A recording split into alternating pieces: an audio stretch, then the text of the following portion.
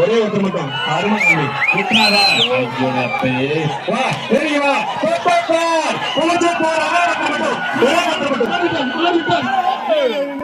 திருமாவளவன் தலைமையே சொல்லி பிடிக்காத ஒரே ஒருத்தர் மட்டும் வந்தா பிடிக்காத திருமணத்துக்கு அப்புறம் பிடிச்சிருப்பார் ஒரே ஒருத்தர் மட்டும் பண்ணது ரொம்ப பிடிக்காத வாழ பிடிக்காத ஒரே ஒருத்தர் மட்டும் அன்பு அன்பு அன்பு இப்ப அப்படி விட்டாங்க சூப்பர் வந்து அருமையான வீரர் அருமையான மாடு ஆத்தாடி ஆட்டு